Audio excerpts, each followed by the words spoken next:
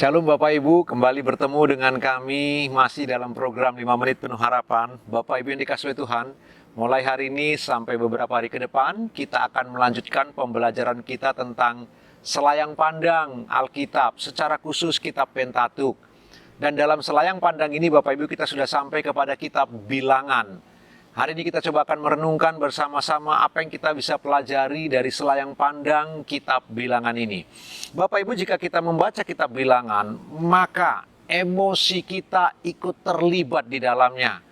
Kita melihat bagaimana drama kosmis terjadi, orang-orang Israel selalu memberontak kepada Tuhan. Kitab Bilangan, sebuah kitab yang menceritakan pengembaraan orang Israel yang dipenuhi dengan pemberontakan kepada Tuhan.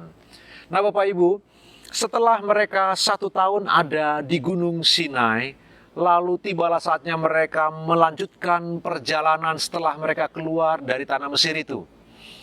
Ketika mereka melanjutkan perjalanan, Tuhan memerintahkan kepada Musa supaya melakukan penghitungan jumlah orang Israel yang berusia 20 tahun ke atas.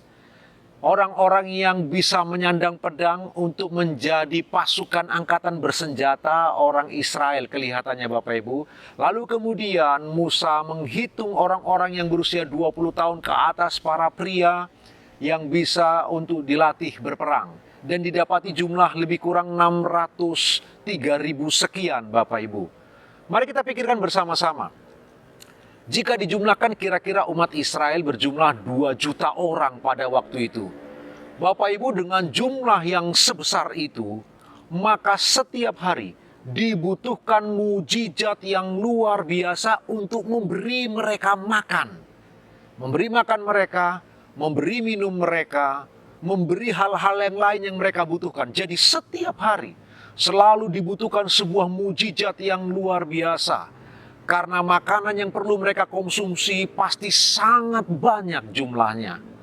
Dari sensus itu kita bisa tahu Bapak Ibu yang dikasihi Tuhan, betapa besarnya jumlah bangsa itu. Nah, apa yang kita bisa pelajari melalui peristiwa selayang pandang kitab Bilangan Bapak Ibu? Perhatikanlah, di padang gurun mereka tidak bercocok tanam, tidak ada sawah, tidak ada ladang untuk bisa menanam gandum atau buah-buahan yang lain. Namun mereka terpelihara, mereka sehat, mereka kuat.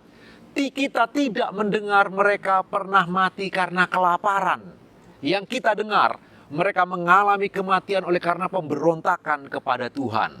Poinnya untuk Bapak, Ibu, dan saya, dengan semua konvoi yang begitu besar, membutuhkan konsumsi yang begitu besar, Allah Israel, Allah yang kita sembah dalam nama Tuhan Yesus Kristus, sanggup menyediakan kebutuhan mereka sehari-hari.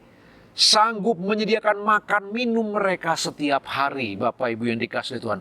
Namun demikian, sekali lagi kita Bilangan, cerita tentang pemberontakan umat Israel sudah mengalami mujizat setiap hari. Masih saja mereka selalu melawan Allah yang menuntun mereka keluar dari perbudakan. Bapak Ibu, kita sebagai orang percaya, ingatlah, kita telah ditebus oleh kuasa darah Tuhan Yesus Kristus. Melalui kematiannya kita beroleh kehidupan kekal. Melalui pengorbanannya kita dilayakkan di hadapan Allah. Bapak Ibu yang dikasihi Tuhan. Kalau begitu, marilah kita coba merenungkan melalui cerita bangsa Israel ini. Janganlah menjadi umat yang suka menggerutu. Sedikit-sedikit mengeluh. Ada sesuatu masalah mengeluh. Mengalami penderitaan sedikit saja kita mulai menuduh Allah yang bukan-bukan barangkali. Kita mulai kecewa, kita mundur dari gereja, kita berhenti berdoa, atau kita tidak disiplin membaca firman Allah. Bapak Ibu yang dikasihi Tuhan, jika Allah begitu baik, bukan hanya memberi kita kesehatan, bukan hanya memberkati kehidupan kita, namun Dia memberi keselamatan yang cuma-cuma diberikan untuk Bapak Ibu dan saya. Marilah kita belajar dari peristiwa bangsa Israel. Jangan bersungut-sungut ketika ada masalah, sesulit apapun. Karena kehidupan kekal yang jauh lebih penting sudah kita peroleh melalui pengorbanan Kristus di kayu salib. Renungkan kebenaran firman Tuhan sepanjang hari ini Bapak Ibu. Tuhan Yesus memberkati. Selamat beraktivitas.